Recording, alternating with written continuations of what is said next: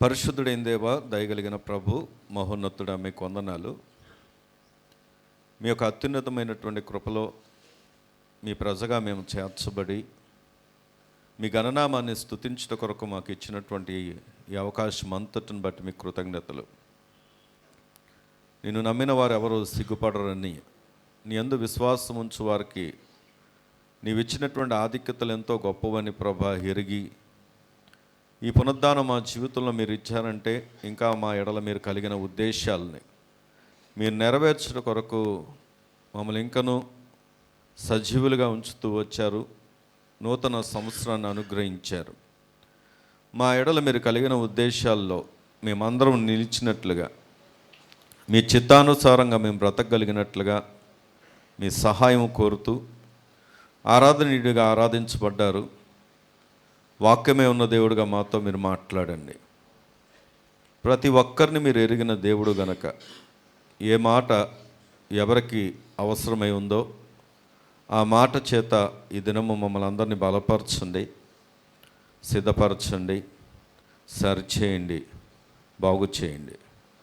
నీ మాట నెమ్మది ఇచ్చే మాట, ఆదరించే మాట, హక్కున చేర్చుకునే మాట, సరిచేసే మాట.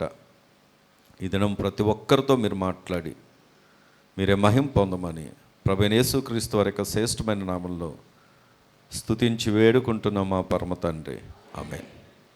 రండి, దేవుని యొక్క పరిశుద్ధ గ్రంథము నుండి అందరికీ పరిచయమైనటువంటి లేఖన భాగం. బహుశా అనేక సార్లు ఈ మాటను మీరు కూడా చదివి ఉండొచ్చు. ఇంతకుముందు కూడా ఒకసారి ధ్యానం చేసినటువంటి లేఖన భాగంని మనము చూడబోతున్నాము. సామెతల గ్రంథం 30వ అధ్యాయం, ప్రోవర్బ్స్ చాప్టర్ 30. సామెతల గ్రంథం 30వ అధ్యాయము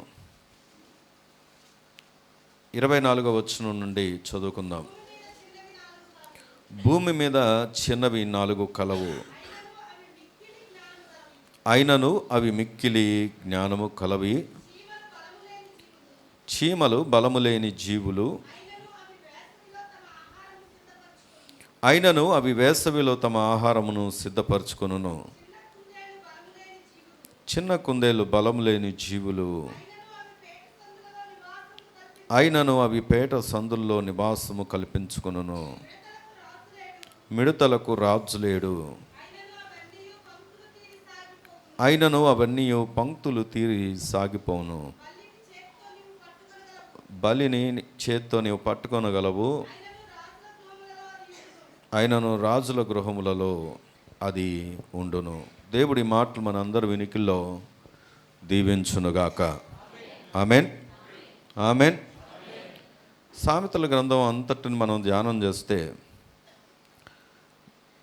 ఈ సామెతల గ్రంథము కంపారిజన్స్ ఎక్కువగా ఉంటాయి, అంటే పోలికలు ఎక్కువగా ఉంటాయి. నీతిమంతుడిని, అవినీతిపరుణ్ణి అలాగ ఉదాహరణగా తీసుకుంటూ ఉంటే పోల్చి నీవెలా ఉండాలి, నీవెలా ఉండకూడదు, నీకు ఎటువంటి ఆశీర్వాదం ఉంది, దేవుని మాటకు వేరుగా ఉన్నప్పుడు ఎటువంటి శ్రమలు ఉన్నాయి, శాపం ఉంది, ఇవన్నీ కూడా అనేక విషయాలు మనము ఈ సామెతల గ్రంథంలో చూస్తాం. ద కీవర్డ్ అంటే ఈ సామెతల గ్రంథానికి మూల వచనం ఎక్కడ ఉంటుంది అంటే 1వ అధ్యాయంలో చూస్తే ఈ అంతటికి థీము ఆ 1వ అధ్యాయము 7వ వచనంలో ఉంటుంది. యెహోవా యందు భయభక్తులు కలిగి ఉండుట తెలివికి మూలం. అంటే అసలు సామెతల గ్రంథం రాయబడడానికి గల కారణమే మనకు జ్ఞానమును ఇవ్వడానికి, జ్ఞానాన్ని బోధిస్తూ ఉంటాడు. కానీ జ్ఞానం ఎక్కడుంది అని ఆలోచన చేసినప్పుడు దేవుని యందు భయభక్తులు కలిగి ఉండుట ద్వారా, దేవుని స్తోత్రం కలుగునుగాక. ఇది కీ థీమ్ అన్నమాట. అంటే అసలు ఈ సామెతల గ్రంథం యొక్క ముఖ్య ఉద్దేశం. అయితే ఇక్కడ మనం గమనిస్తే ఈ 30వ అధ్యాయము ప్రారంభపు వచనంలో ఇది ఎవరు రాసినటువంటి సామెత అని రాయబడి ఉంటుంది. దేవోక్తి అనగా యాకే కుమారుడైన ఆగూరు. ఈయన ఎవరు ఏంటి అనేదానికి ఎక్కువ సరైనటువంటి వివరణ మనకు కనపడదు. కానీ కానీ ఈయన జీవితంలో ఉన్నటువంటి అనుభవాలను ఇక్కడ దేవుని ద్వారా మనం ఏ విధమైనటువంటి లాభం పొందుకోగలుగుతాం, ఏ విధంగా మనం దేవునికి భయభక్తులు కలిగి ఉంటే, మళ్ళీ చెప్తున్నాను, ఆ థీమ్ అంతా మనం వస్తే దేవుని యందు భయభక్తులు కలిగి ఉంటే ఎటువంటి ఆశీర్వాదాలు ఉన్నాయని చెప్పుకుంటూ ఈ మొత్తం అధ్యాయాలన్నీ ఇలాగా రన్ అవుతూ ఉంటాయి. దాంట్లో 30వ అధ్యాయం మనం చూస్తున్నాం. ఈ 30వ అధ్యాయంలో కూడా 11 నుండి 14 వచ్చిన వరకు మనం గమనించినట్లయితే చూడండి, 11 నేను చదువుతాను. తన తండ్రిని శపించు తల్లిని దీవించని తరము కలదు, తమ దృష్టికి తాము శుద్ధులై తమ మాల్యం నుండి కడగబడిన వారి తరము కలదు. అంటే ఇక్కడ మీరు తర్వాత చదువుకోండి, 11 నుండి 14 వరకు ఒక జనరేషన్ ఉంటుందంట. వినాలి, నేను చెబుతున్నప్పుడు వినండి, చూడమన్నప్పుడు చూడండి. 11 నుండి 14 రాసుకోగలిగిన వారు రాసుకోండి. ఇది ఒక ఈవిల్ జనరేషన్ అంటే ఏంటో తెలుసా? ఒక తరం వస్తుందంట.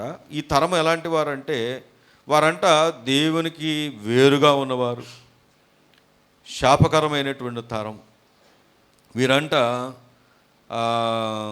దేవుని దృష్టిలో శపించబడే తరం, వ్యతిరేకమైనటువంటి తరం.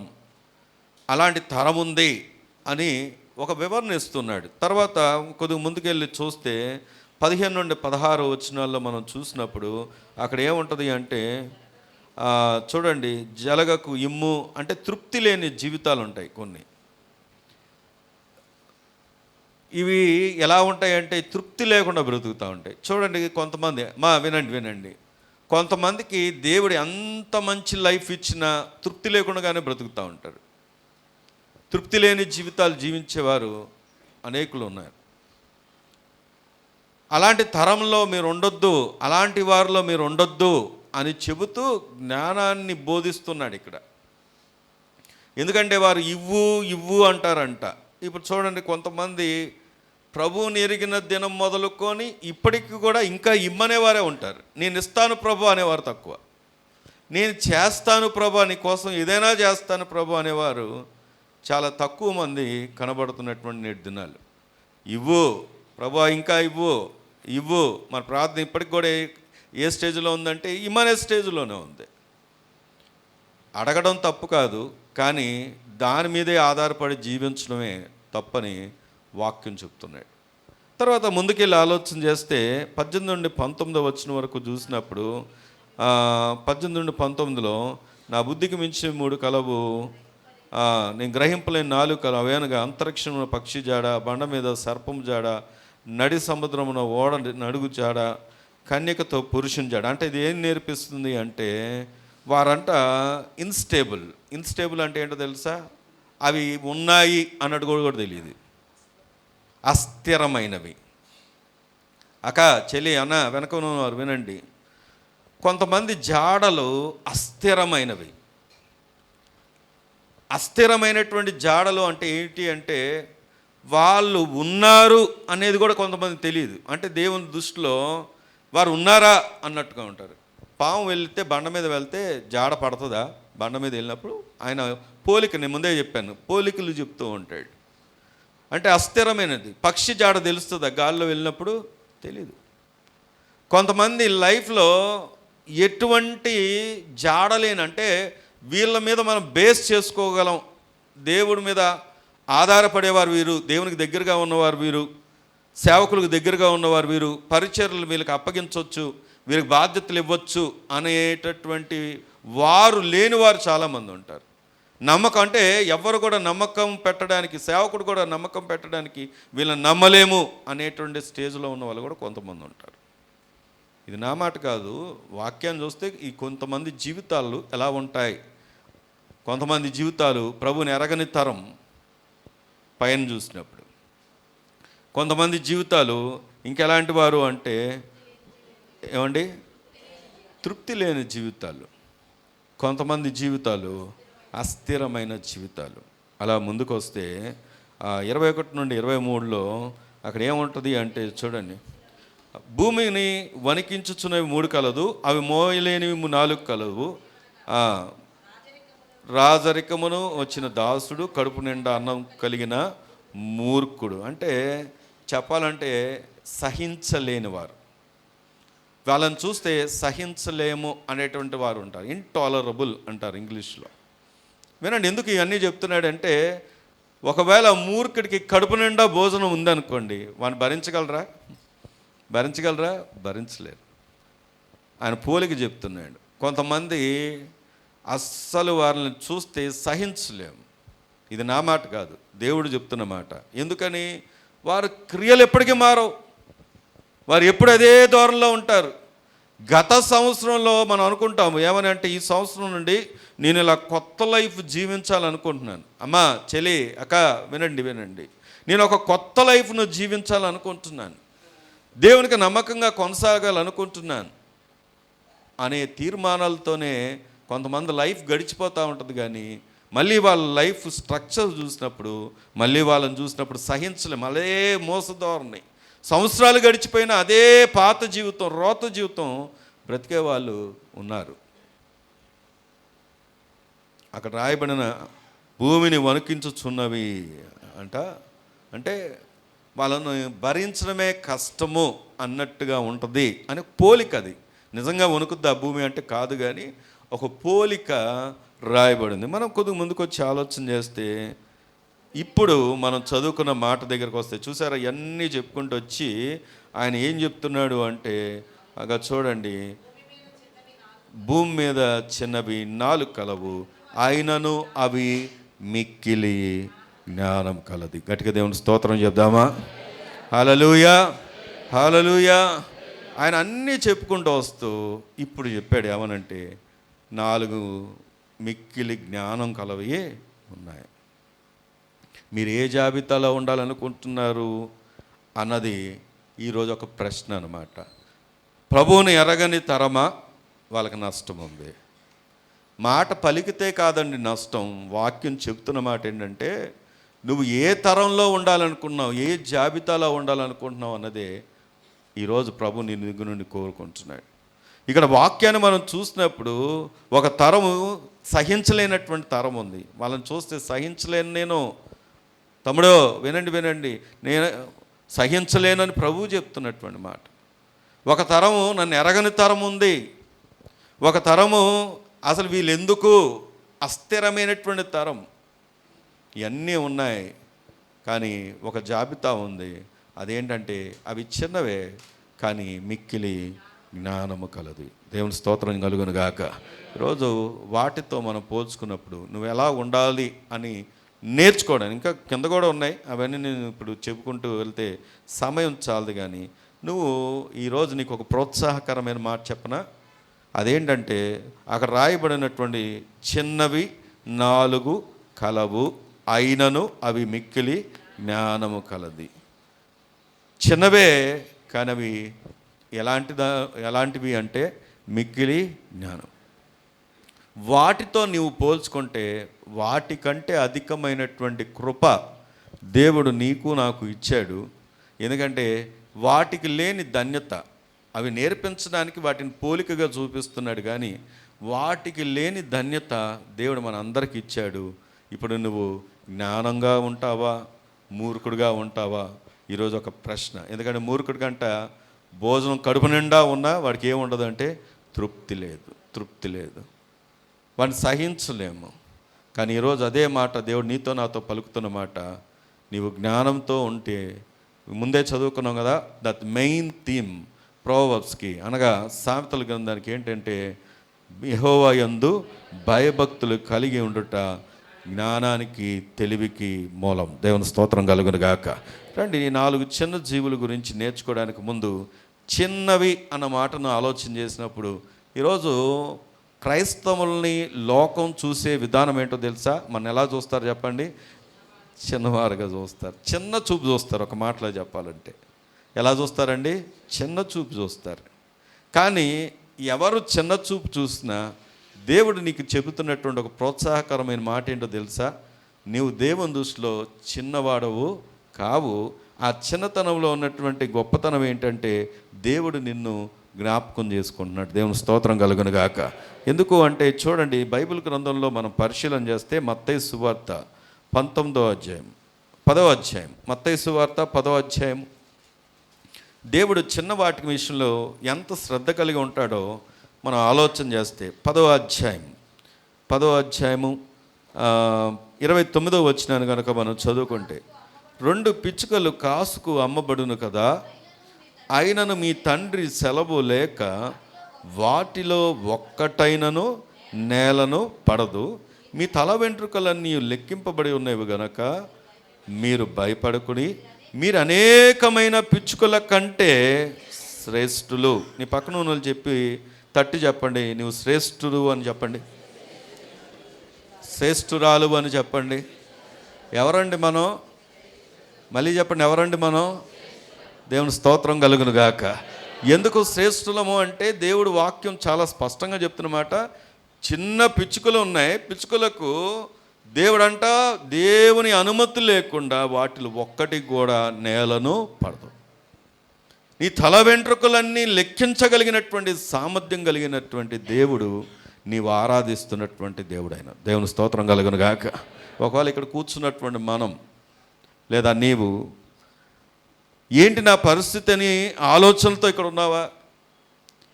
ఏంటి నా జీవితానికి ఇంక ఇదేనా అని అనుకుంటూ ఉన్నావా? మళ్ళీ జ్ఞాపకం చేస్తున్నా, దేవుని ఎప్పుడు కూడా నీ దృష్టిలో దేవుడిని జ్ఞాపకం చేసుకో. ఎందుకు అంటే పిచ్చుకల విషయంలోనే దేవుడు అంత శ్రద్ధ తీసుకుంటే నీ విషయంలో మరి ఆయన అంత ఆలోచన కలిగి ఉన్నాడు. దేవుని స్తోత్రం కలుగును గాక. అవంట దేవుని అనుమతి లేకుండా నేలను రావాలి. నేను ఒకసారి చదివాను, చైనాలో ఈ పిచ్చుకలను చంపడానికి గవర్నమెంట్ ఏం చేసిందంటే ఒక చట్టం అంటే ఒక జియో పాస్ చేసిందనమాట. ఏమిటంటే ఈ పిచ్చుకల వలన బాగా డిస్టర్బెన్స్గా ఉంటుంది, దీన్ని చంపండి అని చెప్పేసి చేస్తే ఏమైందో తెలుసా? అంటే ఈ పంటలు పాడైపోతాయి అన్నట్టుగా వాళ్ళు ఆలోచన చేసి ఒక జీవో పాస్ చేసినప్పుడు పిచ్చుకల్ని చంపడం జరిగిందంట. తర్వాత భయంకరమైనటువంటి కరువు వచ్చేసింది ఆ దేశంలో. కరువు రావడానికి కారణం ఏంటి అంటే ఈ పంటల్లో ఉన్నటువంటి పురుగులు ఏవైతే ఉంటాయో ఈ పిచ్చుకలంట తింటూ ఉంటాయంట. అలాంటిది ఏం జరిగింది, ఇప్పుడు పిచ్చుకలే లేకుండా అయిపోయేసరికి కరువు వచ్చేసరికి మళ్ళీ వాళ్ళు పాస్ చేశారంట తీసుకొచ్చి దాన్ని బ్రీడ్ చేయడానికి. అంటే చిన్న ఎగ్జాంపుల్ నేను జ్ఞాపకం చేస్తూ, దేవుడు ఈ భూమి మీద సృష్టిలో ప్రతి దాన్ని తన ఆలోచన చేత నడిపిస్తూ ఉన్నాడన్న అక్షర జ్ఞానం, అక్షర సత్యం, లేకపోతే మనం తెలుసుకోవాల్సినటువంటి జ్ఞానం ఈరోజు ప్రభు మనతో మాట్లాడుతున్నాడు. అయితే ఒక ప్రోత్సాహకరమైన మాట ఏంటంటే వాటి విషయంలోనే అంత శ్రద్ధ కలిగినటువంటి దేవుడు నీ విషయంలో ఎంత శ్రద్ధ కలిగి ఉంటాడన్నదే ఈరోజు నీకు ధైర్యాన్ని ఇచ్చే. దేవుని స్తోత్రం కలుగును గాక. అందుకే వాక్యం దగ్గరకు వచ్చి ఆలోచన చేస్తే అదే మత్తయి సువార్తలో 18వ అధ్యాయంలో రాయబడి ఉంటుంది చూడండి. మత్తయి సువార్త 18వ అధ్యాయము 10వ వచనాన్ని కనుక మనం చదువుకుంటే, ఈ చిన్నవారిలో ఒక్కరినైనా తృణీకరింపకుండా చూచుకొనండి, వీరి దూతలు పరలోకమున్న తండ్రి ముఖమును ఎల్లప్పుడూ పరలోకమందు చూచుతుందురని మీతో చెబుతున్నాము. మీకేమీ తోచును, ఒక మనుషుడికి 100 గొర్రెలు ఉండగా వాటిలో ఒక్కటి తప్పిపోయిన ఎడల 99ని కొండల మీద విడిచి వెళ్ళి తప్పిపోయిన దాన్ని వెతకడా? వాడు దాన్ని కనుగొని ఎడల 99 గొర్రెల గురించి సంతోషించినంత కంటే దాని గురించి ఎక్కువగా సంతోషించునని మీతో నిశ్చయంగా చెప్పు. అలాగే ఈ చిన్న వారిలో ఒక్కడైనా నశించుట పరలోకమందున్న మీ తండ్రి చిత్తము కాదు. దేవుని స్తోత్రం కలుగును గాక. అంటే ఈరోజు ప్రభు ఏం చెప్పాలనుకుంటున్నాడంటే, నువ్వు ఎంతటి పరిస్థితులు నీది చిన్నవైనా, నిన్ను ఎలాంటి పరిస్థితుల్లో ఎవరు నిన్ను చిన్న చూపు చూసినా, ఒకవేళ ఎవరి దృష్టిలో లెక్కించలేని స్థితిలో నీవు ఉన్నా, దేవుడు నిన్ను లెక్కిస్తున్నాడు. దేవుని స్తోత్రం కలుగును గాక. దేవుడు నిన్ను లక్ష్య పెడుతూ ఉన్నాడు. నీ పరిస్థితి ఏ విధంగా కొనసాగుతున్నా మర్చిపోకుండా నువ్వు జ్ఞాపకం చేసుకోవాల్సిన విషయం ఏంటంటే, ప్రభు నీకు ఉన్నాడు. ఎందుకంటే ఆయన చిన్న వాటిని, అందుకే చిన్న మంద భయపడకుడి అన్నాడు. ఏమన్నాడు చెప్పండి? చిన్నమంద భయపడకుడి. దేవుని వాక్యం దగ్గరకు వచ్చి ఆలోచన చేసినప్పుడు ఈరోజు మరి ఈ వాక్యం ద్వారా దేవుడు 4 జీవులను మనకు జ్ఞాపకం చేస్తున్నాడు కదా. వాటి ద్వారా మనం నేర్చుకోవాల్సినటువంటి సత్యం ఏంటో మనం సామెతల గ్రంథంలోకి వద్దాం రండి. 30వ అధ్యాయము 25వ వచనము. చీమలు బలము లేని జీవులు అయినను అవి వేసవిలో తమ ఆహారమును సిద్ధపరచుకు. దేవుని వాక్యం మొట్టమొదటిగా చీమల ద్వారా మనతో నేర్పిస్తున్నటువంటి సత్యం ఏమిటి అంటే, చీమలంట బలము లేని జీవులైనను అవి వేసవిలో తమ ఆహారమును సిద్ధపరచుకుంటాయి. వేసవిలో ఎందుకు సిద్ధపరచుకుంటాయి? రానున్న కాలం ఏ కాలం? వర్షాకాలం, తర్వాత వచ్చే కాలం చలికాలం. మీరు ఎప్పుడైనా గమనించండి, మీ అందరూ ఇంతకీ చీమలు చూసారా? చీమలు చూసారా ఎప్పుడైనా? ఎక్కడ ఉంటాయి ఏమండి? భూమిలోనా? ప్రతిరోజు చూస్తాం మనం, ఏమండి? ప్రతిరోజు చూస్తాం. చీమలు నేర్పించే మొట్టమొదటి పాఠం ఏంటో తెలుసా? సిద్ధపాటు. మీ పక్కన వాళ్ళు చెప్పండి అన్నమాట. ఏం చెప్పండి? చీమల ద్వారా దేవుడు మనకు నేర్పించాల్సి అనుకుంటున్న సత్యం ఏంటంటే సిద్ధపాటు. ఇంగ్లీష్లో ఒక లెటర్ గుర్తుపెట్టుకోవచ్చు, తెలుగులో ఒక లెటర్ గుర్తుపెట్టుకోవచ్చు. తెలుగులో స అన్న అక్షరం గుర్తుపెట్టుకోండి, ఇంగ్లీష్లో పి అన్న అక్షరం గుర్తుపెట్టుకోండి. ఏంటి అంటే ప్రిపరేషన్. ఆలోచన చేస్తే చీమల గురించి సామెతల గ్రంథంలోనే మరొక స్థలంలో మనం చదువుకుంటాం. ఎక్కడో అంటే రండి చూడండి. సామెతల గ్రంథం ఈ మాటని ఇలా ఉంచి 6వ అధ్యాయం 6వ వచనాన్ని కనుక మనం చదువుకుంటే, సోమరి చీమల యొద్దకు వెళ్ళుము, వాటి నడతలను కనిపెట్టి జ్ఞానము తెచ్చుకొను. చాలు అక్క అన్న, దేవుడు ఎక్కడికి వెళ్ళి నేర్చుకోమన్నాడో తెలుసా? మొన్నే చీమల దగ్గరికి వెళ్ళండి. ఎందుకు చీమల దగ్గరికి వెళ్ళాలి అంటే, వాక్యం చాలా స్పష్టంగా చెప్తున్నటువంటి మాట. అవంట కష్టపడేవిగా ఉన్నాయి, అవి సిద్ధపరచుకునేవిగా ఉన్నాయి. మనతో మాట్లాడుతూ ఏమంటున్నాడు అంటే, నువ్వు సోమరి చీమల దగ్గరికి ఎందుకు నీతో నాతో ఆ మాట చెప్తున్నాడు అంటే, నేటి దినాల్లో క్రైస్తవులుగా పిలువబడుతున్న వారికి ఏమీ లేదు అంటే సిద్ధపాటు లేదు. ఒక వారు జరగడానికి సిద్ధంగా ఉందని చెప్పేసి భారతీయులందరినీ వెనక్కి పిలుస్తున్నారు. ఏ దేశమో తెలుసా? ఇరాన్ అనే దేశం. ఇరాన్లో ఎవరైనా భారతీయులు ఉంటే వెనక్కి వచ్చేసండి అని ప్రకటన చేశారు. నిన్న కూడా కొంతమంది రావడం జరిగింది. ఇంతకీ యుద్ధం జరుగుతుందో లేదో ఇంకా నాకు కంప్లీట్ న్యూస్ తెలియదు. కానీ అయితే యుద్ధము అన్న మాట కోసం వెంటనే యుద్ధం అంటే జరిగిపోయేది కాదు.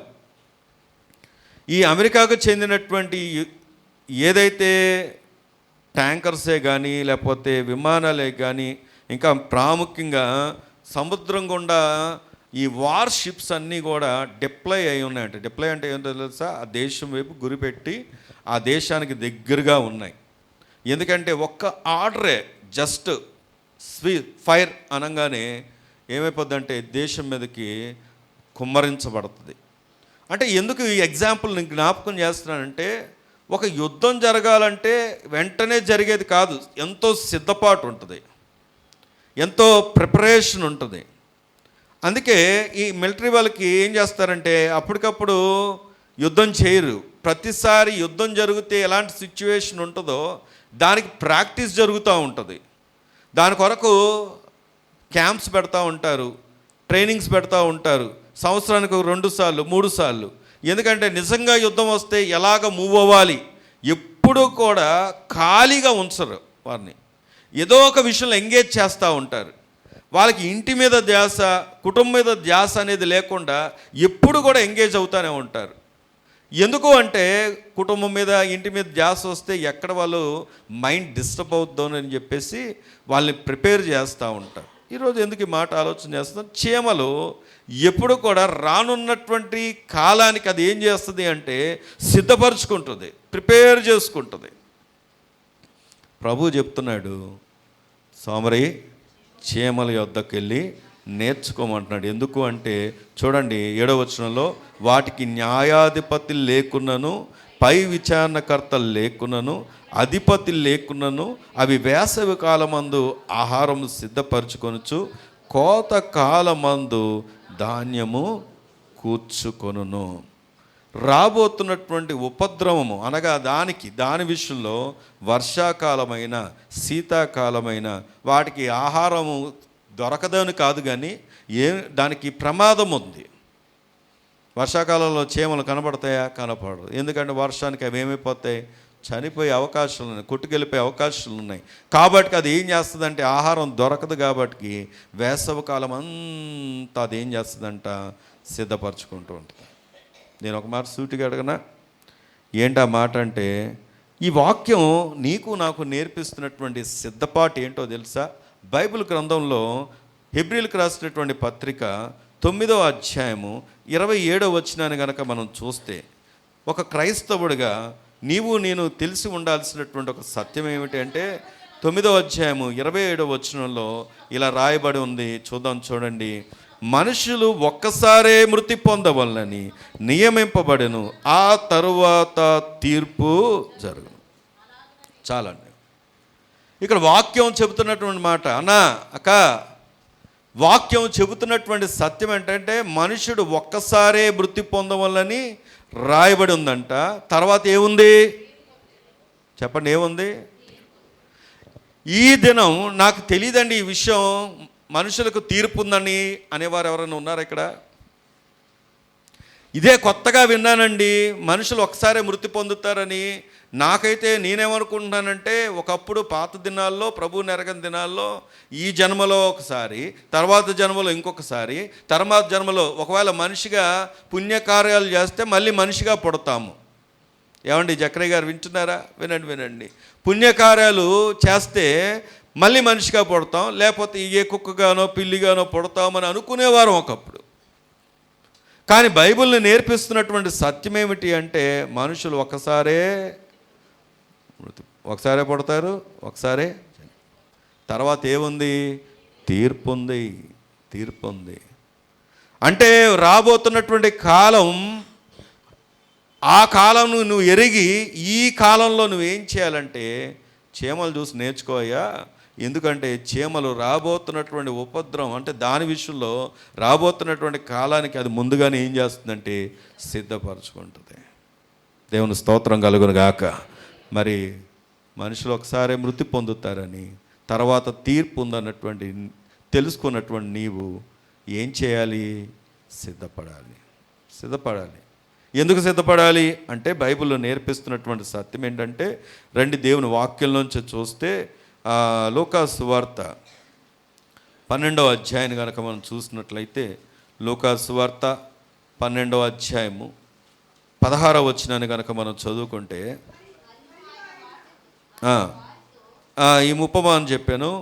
నేను చదువుతాను. ఒక ధనవంతునికి భూమి సమృద్ధిగా పండెను. అప్పుడు అతను, నా పంట సమకూర్చుకొనుటకు నాకు స్థలము చాలదు గనక నేను ఏమి చేతునని తనతో ఆలోచించుకొని, నేను ఇలాగ చేతును, నా కొట్లు విప్పి వాటికంటే గొప్ప వాటిని కట్టించి అందులో నా ధాన్యమంతటిని, నా ఆస్తిని సమకూర్చుకొని, నా ప్రాణంతో ప్రాణమా, అనేక సంవత్సరములకు విస్తారమైన ఆస్తి నీకు సమకూర్చబడి ఉన్నది, సుఖించుము, తినుము, త్రాగుము, సంతోషించుమని చెప్పుకొందును అనుకొనెను. అయితే దేవుడు, వెర్రివాడా, ఈ రాత్రి నీ ప్రాణం అడుగుచున్నాను, నీవు సిద్ధపరిచినవి ఎవని వగునని అతనితో చెప్పాను. దేవుడు ఎడల ధనవంతుడు కాక తన కొరకే సమకూర్చుకున్నవాడు అలాగే ఉండునని చెప్పాను. ఉన్నారా? ఇక్కడే వింటున్నారా? ఒక ధనవంతుడంట తనకు ఎంత ధాన్యము, ఆహారం, విస్తారంగా ధనము సమకూర్చుకొని ఇంట్లో ఉన్నటువంటి కొట్లు అంటే ఏంటో తెలుసా? స్టోర్ రూమ్స్ చాలట్లేదంట. స్టోర్ రూమ్ చాలకపోతే ఆయన అనుకున్నాడంట, ఇంకా పెద్దవి కట్టించాడంట, దాని నిండా నింపాడంట. దాని నిండా నింపిన తర్వాత అనుకున్నాడంట, తినుము, తాగుము, సుఖించు. అప్పుడు ప్రభు అన్నాడంట, వెర్రోడా, ఈ రాత్రి నాకేం కావాలో తెలుసా? నీ ప్రాణము నాకు కావాలి అన్నాడు. ఈ మాట చెప్పొద్దంటారా? సువార్త దేవుని వాక్యము చాలా స్పష్టంగా ప్రతి ఒక్కరితో మాట్లాడుతున్న మాట ఏంటంటే, ఎవరైతే తమ కొరకు తాము సమకూర్చుకుంటున్నారో అక్కడ రాయబడిన మాట అది ఎలా ఉంటుందో తెలుసా? వెర్రితనం. అంటే సంపాదించుకోవద్దని దేవుడు చెప్పలేదు, కష్టపడొద్దని దేవుడు చెప్పలేదు, జాబ్స్ చేసుకోవద్దని దేవుడు చెప్పలేదు. అన్నీ చేయాలి, కానీ ఈ భూమి మీద నీవు ఉండగానే పరలోకాన్ని నువ్వు సంపాదించుకోవాలి. దేవుని స్తోత్రం కలుగునుగాక. దేవుడు ఏ ఉద్దేశంతో నీ ఎడల ఆయన కృప చూపించాడో, ఎందుకు ఈ భూమి మీదకి వచ్చాడో, ఎందుకు తన ప్రాణం పెట్టాడో, ఎక్కడికి నిన్ను చేర్చాలనుకున్నాడో, నీ ఎడల ఆయనకి ఏ ఉద్దేశం ఉందో ఆ ఉద్దేశం నుండి, ఆ పర్పస్ నుండి ఎప్పుడు కూడా నీవు తప్పిపోకూడదని దేవుడు మాట్లాడుతున్నాడు. ఒకవేళ ఏమండి ఇప్పుడే కాదండి, నా లైఫ్ చాలా ఉందండి, ఇప్పుడు ఇంకా సంపాదించాలి, ఎంజాయ్ చేయాలి, తిరగాలి. ఏమండి యూత్ ఏమనుకుంటారో తెలుసా? ఇప్పుడేంటి అప్పుడే, అంతేనా? ఇప్పుడేంటి అప్పుడే ఏంటి, ప్రభు ఏంటి, నేను చేయాల్సింది చాలా ఉంది అంటే వాక్యం చెప్తున్న మాట ఏంటో తెలుసా? వెర్రివాడ, నీకు సత్యం తెలుస్తుంది, చీమలకి రాబోతున్నటువంటి కాలం తెలుసు.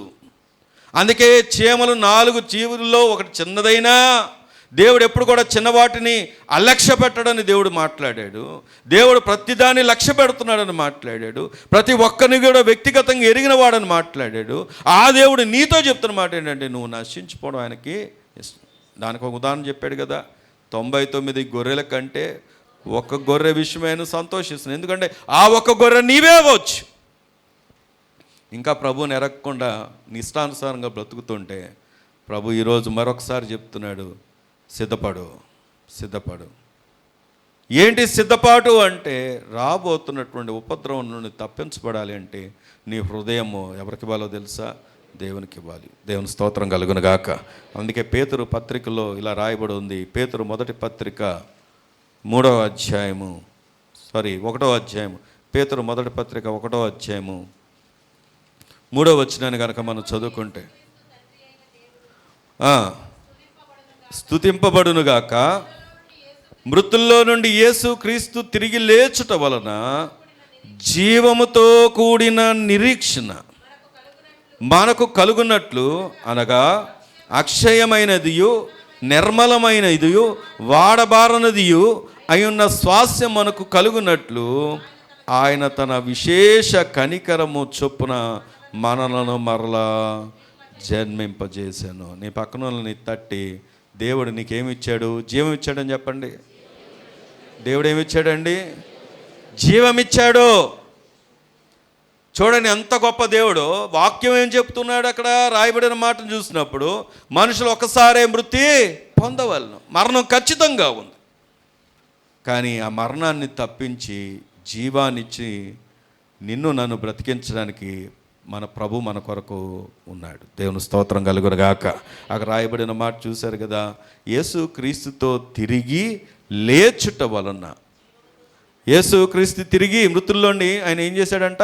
తిరిగి లేచాడు. ఇప్పుడు ఆ జీవం మనకు కూడా దేవుడు ప్రసాదించాడు. దేవుని స్తోత్రం కలుగునుగాక. నీకు ప్రభు నీ జీవితంలో లేకపోతే జీవం ఉందా? ఇక్కడ చాలామంది ప్రభువుని ఎరగని యవనస్తులు ఉన్నారు, పెద్దలు ఉన్నారు. ఎవరైతే ఈ మాట వింటున్నారు, ఈ రోజుకి మీ హృదయంలో రక్షణ అనే అనుభవం లేకపోతే, ఇప్పటికే మీ హృదయాన్ని ప్రభు కొరకు ఇవ్వకపోతే, ప్రభు కొరకు నమ్మకంగా బ్రతకకపోతే, ఏమండి కొంతమంది షేర్స్ చేస్తూ ఉంటారు. గమనిస్తూ ఉంటే ఏం షేర్ చేస్తూ ఉంటారు? వాళ్ళ వాక్యాలు, వీళ్ళ వాక్యాలు, వాళ్ళు మాట్లాడిన మాటలు, వీళ్ళు మాట్లాడిన మాటలు, ఆఖరి మా మాటలైనా షేర్ చేయడం కాదు ప్రభు కావాల్సింది. నీ హృదయంలో దేవుని యందు భయభక్తులు కలిగి ప్రభు కొరకు బ్రతకటం. ఊరికే బాహ్యంగా చూపించుకోవడం కాదు, వాక్యాలు పెట్టుకోవడం కాదు, నీ లైఫ్లో నువ్వు కలిగి ఉండడం. ఎందుకు అంటే నిన్ను మరణం నుండి జీవములకు దాటించేది ప్రభు మాత్రమే. దేవుని స్తోత్రం కలుగునుగాక. ఈరోజు అందుకే ప్రభు నీతో నాతో మనందరితో చెప్తున్నటువంటి మాట, ఆయన ఇచ్చేది అక్షయమైనది, అది ఎప్పటికీ వాడబారదు. ఆయన మనకేమిస్తున్నాడంటే స్వాస్యముగా మనల్ని ఏర్పరచుకున్నాడు. ఆయన దేవుని స్తోత్రం కలుగును గాక. చెప్పండి, చీమలు ఏం నేర్పిస్తున్నాయి చెప్పండి? సిద్ధపాటు నేర్పిస్తున్నాయి. ఇంకా లోతుగా వెళ్ళాల్సిన సమయం చాలదు, సిద్ధపాటు. రెండవది, రండి మళ్ళీ మనం ఇందాక చదువుకున్నటువంటి మూలవాక్యంలోకి వస్తే అక్కడ మనం గమనిస్తే చిన్న కుందేళ్ళు బలము లేని జీవులు అయినను అవి పేటు సందులలో నివాసము కల్పించుకొనును. ఇక్కడ కొన్ని ఇంగ్లీష్ ట్రాన్స్లేషన్స్లో ఈ చిన్న కుందేలు, మన తెలుగులో చిన్న కుందేలు అని రాయబడి ఉంది, ఇంగ్లీష్లో కోని అని ఉంటుంది, తర్వాత రాక్ బ్యాడ్జర్స్ అని ఉంటుంది. అంటే రాక్ బ్యాడ్జర్స్ అంటే చరిత్రకారులు, తర్వాత ఈ కామెంటేటర్స్ ఈ కుందేలు, చిన్న కుందేలు అంటే మనకు అర్థమయ్యే భాషలో ఇక్కడ రాయబడి ఉంది. ఈ రాక్ బ్యాడ్జర్స్ అనేవి ఎక్కడ ఉంటాయంటే ఆఫ్రికాలో ఉంటాయి. ఈ ఆఫ్రికాలో ఉండేటటువంటి ఇవి కూడా కుందేలాకారంలో కుందేలులాగే ఉంటాయి, అందుకని అక్కడ కుందేలు అని రాయబడి ఉంది. ఈ ఆఫ్రికాలో ఉండేటటువంటి రాక్ బ్యాడ్జర్స్ అనేవి ఎలా ఉంటాయి అంటే అది నివసించేది పెద్ద జీవుల మధ్యలో, అనగా పెద్ద పెద్ద ఏనుగులు ఉంటాయి, వాటి మధ్యలోనే నివసిస్తూ ఉంటాయి అవి. కానీ విచిత్రం ఏంటంటే వాటి గూడు బండల మధ్యలో ఉంటుంది. ఈ బండల వలన అది ఎప్పుడు అపాయం వచ్చినా ఏం చేస్తుంది అంటే వెనువెంటనే వెళ్ళిపోయి ఆ బండ సందుల్లోకి దూరిపోతూ ఉంటుంది, ఆ బండ సందుల్లోకి వెళ్ళి దాక్కుంటూ ఉంటుంది. పెద్ద పెద్ద ఆకారాల మధ్య నివసిస్తున్నప్పటికీ కూడా వాటికి హాని జరగకపోవడానికి కారణం ఏంటంటే వాటిని కాపాడుతుంది ఏమిటి అంటే ఆ బండ. దేవుని స్తోత్రం కలుగును గాక. ఇక్కడ ఈ వాక్యం దగ్గరకు వచ్చి ఆలోచన చేస్తే అదే అక్కడ రాయబడిన మాట, చిన్న కుందేళ్ళు బలము లేని జీవుల అయినను అవి పేటు సందుల్లో నివాసములు కల్పించుకొనును. వీటి ప్రమాదం నుండి తప్పించుకోవడానికి ప్రధాన కారణం ఏంటంటే దేవుడు మనకు నేర్పిస్తున్నటువంటి రెండవ సత్యం సంరక్షణ. అన్న అక్షరం గుర్తుపెట్టుకోమన్నాను కదా, ఇంగ్లీష్లో దాన్ని ఏమంటారు అంటే ప్రొటెక్షన్. నీ పక్కన వాళ్ళు చెప్పండి, ఏం చెప్పండి? సంరక్షణ. ఏంటండి? ఈ జీవులు మనకు నేర్పిస్తున్నటువంటి సత్యం ఇది. అవి మన కళ్ళ ముందున్నా, వాటి గురించి మనం చదువుతున్నా, అవి చిన్నవిగా ఉన్నా, ఎన్నికలో లేనట్టుగా అనిపించినా, కానీ ఈరోజు ప్రభు నీతో చెప్తున్నాడు, నీవు కూడా ఎన్నిక లేనటువంటిగా అనిపించినా, నీ పరిస్థితులు అలాగున్నా, నీ సమస్యలు అలాగున్నా, నీ యొక్క జీవితంలో అంతా శూన్యంగా ఉన్నా, నీకు ఒక సంతోషకరమైన విషయం ఏంటంటే ఆ బండ అయినటువంటి ప్రభు అయిన యేసుక్రీస్తు దగ్గరికి పరిగెత్తుకుంటూ రా, ఆయన చాటుగా నివాసం ఏర్పరచుకో, ఆయనతో నివాసం చేసుకో, నీకు ఏ కీడు జరగనే జరగదు. Amen, amen. చాలామంది మరణ భయం ఎందుకో తెలుసా? వాళ్ళ లైఫ్లో ప్రభు లేక, ప్రభువుకు స్థానం ఇవ్వక, అందుకే ప్రతి సమస్యకు కృంగిపోతారు, ప్రతి చిన్న సమస్యకి కృంగిపోతారు. మనుషులకు కష్టాలు రావా? మీరు అంటారా? వాక్యంలో రాయబడిన మాట ఏంటో తెలుసా? యోహాను సువార్త 16:33లో ఏమని ఉంటుంది అంటే, ఈ లోకంలో మీకు శ్రమ కలుగును. ప్రభువు చెప్పిన తర్వాత అల్టిమేట్గా కలగదని చెప్పగలిగిన వారెవరో? కానీ ఆయన అక్కడితో ఆ మాటను ఆపివేయలేదు. ఆయన ఏం చెప్పాడంటే, ఈ లోకములో మీకు శ్రమ కలుగును, అయినను ధైర్యం తెచ్చుకోండి. కారణం ఏంటంటే ఆయన ఈ లోకాన్ని ఏం చేశాడు చెప్పండి? జయించినవాడు. దేవుని స్తోత్రం కలుగును గాక. నువ్వు నేర్చుకోవాల్సింది శ్రమ గురించి దగ్గర ఆగిపోయి అక్కడే కృంగిపోవడం కాదు. ఇంకా సమస్య రాదా? ఇంకా కుటుంబంలో ఎప్పుడు గొడవలు రావా? సమస్యలు రావా? కొదువులు రావా? వస్తాయి, కానీ వచ్చిన అవి నిన్ను ఏమీ చేయలేవు. కారణం ఏంటంటే నీకు సంరక్షణగా ఎవరున్నారంటే నీ ప్రభువు నీకు ఉన్నాడు. దేవుని స్తోత్రం కలుగును గాక. అందుకే వాక్య దగ్గరకు వచ్చి ఆలోచన చేస్తే యోహాను సువార్త 3వ అధ్యాయం చూద్దాం. చూడండి, యోహాను సువార్త 3వ అధ్యాయము 18వ వచనం దగ్గరకు వచ్చి ఆలోచన చేస్తే, ఆయన యందు విశ్వాసం ఉంచువాడికి, దేవుని స్తోత్రం చెప్దామా? హల్లెలూయా.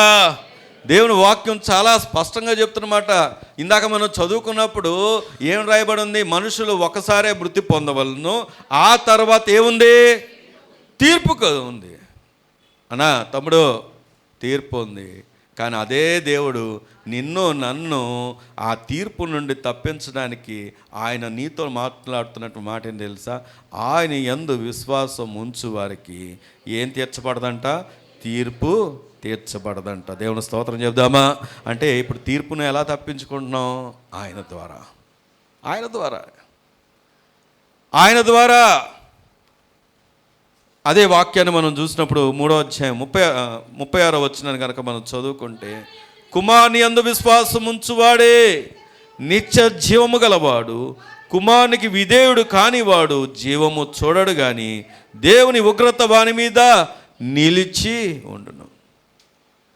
నువ్వు ఉగ్రత గురించి ఆలోచిస్తున్నావేమో, కానీ నేను దేని గురించి ఆలోచిస్తున్నాను తెలుసా? వాక్యం చూస్తే ఆయన యందు విశ్వాసం ఉంచువాడు జీవము గలవాడు అని ఆలోచిస్తున్నాను. దేవుని స్తోత్రం కలుగును గాక. నీ పక్కన చెప్పండి, నువ్వు ఎవరు వండి? నువ్వు జీవము గలవాడు. ఎప్పుడు జీవం గలవాడు అవుతావు? ఆయన యందు విశ్వాసం ఉంచు. ఈరోజు ఆ బండ మరెవరో కాదు, ప్రభువైన యేసుక్రీస్తే. నిన్ను మరణం నుండి తప్పించి నిన్ను జీవములోకి నడిపించే ఆ ప్రభు ఈరోజు నీతో మాట్లాడుతున్నాడు. అందుకే దేవుని వాక్యంలో చూస్తే నేను చేయాల్సింది ఏంటో తెలుసా? అమ్మా విన్నాను, సరే విన్నాక ఏం చేయాలి? ఇక్కడితో వదిలిపెడదామా? కాదు. విన్నటువంటి నువ్వు ఎక్కడికి రావాలో తెలుసా? సామెతల గ్రంథంలో ఉంటుంది. ఎక్కడికి రావాలి అంటే సామెతల గ్రంథం 18వ అధ్యాయం 10వ వచనం దగ్గరకు వచ్చి ఆలోచన చేస్తే అక్కడ రాయబడి ఉంటుంది, యెహోవా నామము బలమైన దుర్గము, నీతిమంతుడు అందులోనికి పరిగెత్తి సురక్షితంగా ఉండును. దేవుని స్తోత్రం చెప్దామా? హల్లెలూయా. నీ పక్కన చెప్పండి, ఎలా ఉంటావు నువ్వు? ఇంకా మరణ భయం ఉంటుందా? ఇంకా అపాయం ఉంటుందా? ఇంకా ఏ విధమైనటువంటి భయాలు నిన్ను ఏలుబడి చేస్తాయా? చేయలేవు, ఎప్పటికీ చేయలేవు. కారణం ఏంటంటే, ఇదిగో మనం ఇందాకే జ్ఞాపకం చేసుకున్నాం, ఆ చిన్న కుందేలు అపాయం వచ్చినప్పుడు పరిగెత్తుకుంటే ఎక్కడికి వెళ్ళిపోతుంది? బండ సందుల్లోకి వెళ్ళుద్ది. నీకు అపాయం వస్తున్నప్పుడు నువ్వు పరిగెత్తుకుంటూ రావాల్సింది ఎక్కడికో తెలుసా? దేవుని దగ్గరికి. కానీ ఎక్కడికి వెళ్తున్నాం మనం? అన్ని ప్రయత్నాలు చేస్తాం. అన్ని ప్రయత్నాలు చేసి అన్నీ విఫలమయ్యాక అప్పుడు ఏం చేస్తూ ఉంటాం అంటే, ప్రభువా ఏంటి ఇలా చేసాం అంటాం. దానికి ప్రభువా కారణం? చెప్పండి. ప్రభువా కారణం? చేయాల్సిందంతా నువ్వు చేస్తావు, ప్రభు మీద పెడితే ప్రభువా కారణం? ఇక్కడ వాక్యాన్ని చూస్తే ఇందులో నువ్వు చేయాల్సిన క్రియ ఏంటి? ఆయన ఎప్పుడు కూడా అక్కడ రాయబడి ఉంది కదా 10వ వచనంలో, యెహోవా నామము బలమైన దుర్గం. ఆయన ఎప్పుడు కూడా నువ్వు ఒప్పుకున్నా ఒప్పుకోకపోయినా, అంగీకరించినా అంగీకరించకపోయినా, నమ్మినా నమ్మకపోయినా ఏమిటి అంటే బలమైన దుర్గం.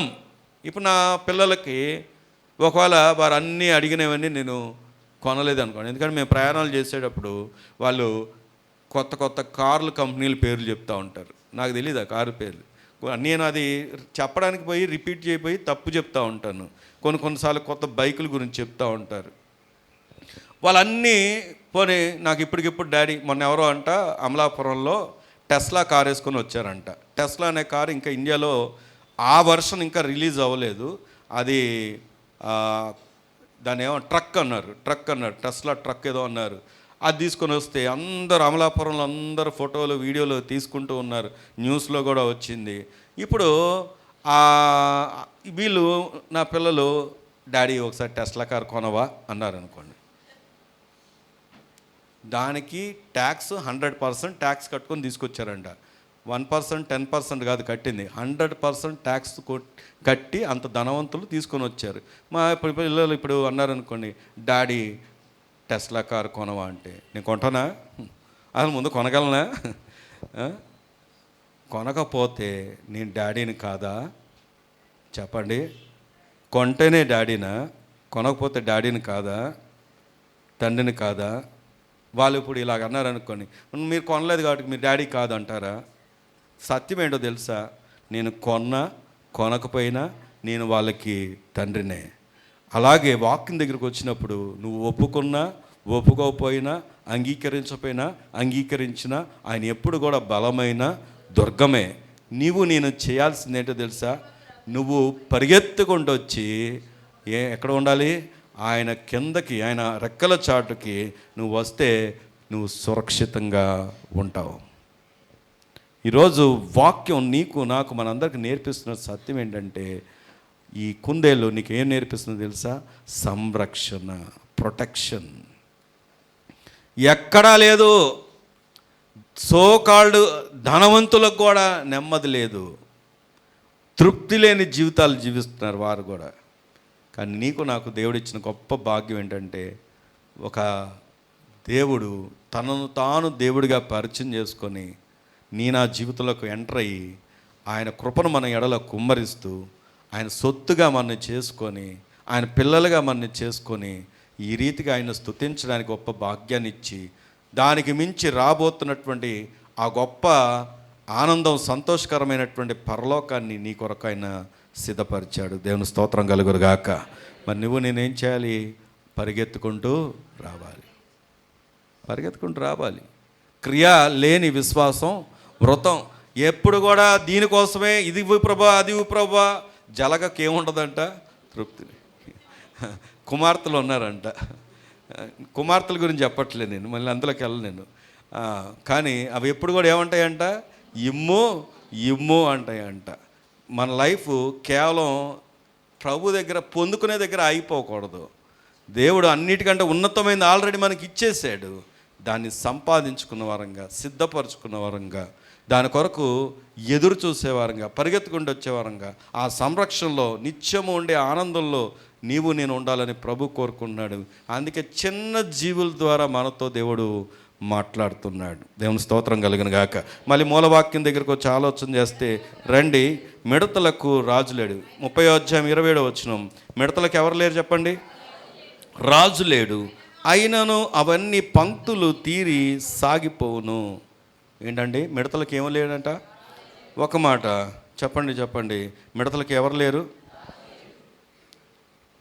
మిడతలు సింగిల్గా ఉంటాయా, కలిసి ఉంటాయా? చెప్పాలి, చెప్పాలి. మిడత యొక్క స్వభావం సింగిల్గా ఉంటుంది, కానీ అవి దాడి చేసేప్పుడు ఏం చేస్తాయంటే కలిసి వస్తాయి. మీకు తెలుసా విషయం? దాని లైఫ్ స్ట్రక్చరు సింగిల్గా ఉంటుంది, కానీ అవి ఎప్పుడైనా వచ్చాయంటే దండుగా వస్తాయి. ఈవెన్ మనకు బైబిల్లో కూడా చూస్తే దండుగానే వస్తాయి. అంత మధ్యలో పాకిస్తాన్లో కూడా ఏం చేశారంటే, పాకిస్తానే కదా, మధ్య ఇండియాలో కూడా మిడతల దాడి ఎక్కడ దాకా, ఆల్మోస్ట్ మహారాష్ట్ర దాకా అవన్నీ దండుగా వచ్చేసి.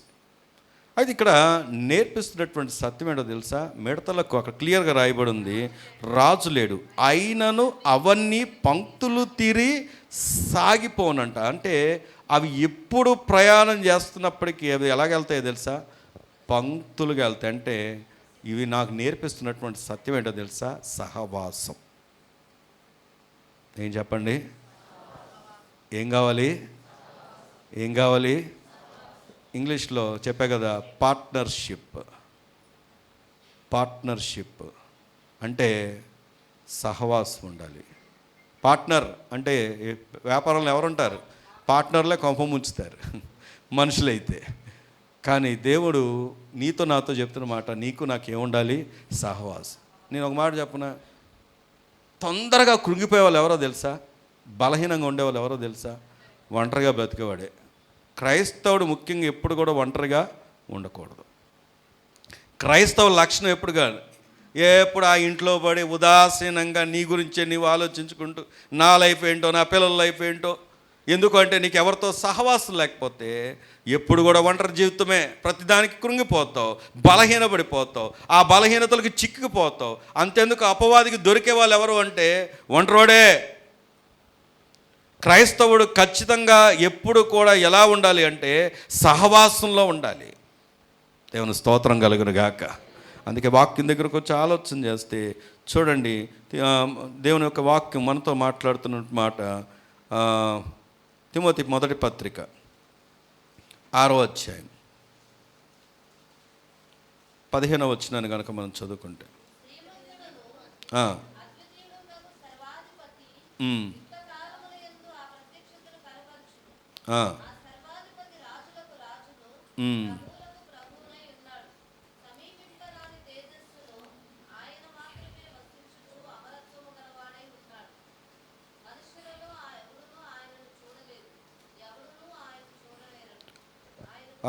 ఈ మాట చదువుదాం. ప్రసంగి గ్రంథం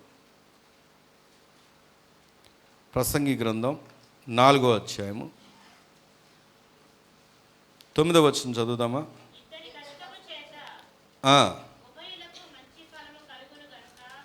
ఉభయులకు మంచి ఫలము కలుగును గనక ఒంటిగాడే ఉండుట కంటే ఇద్దరు కూడి ఉండుట మేలు.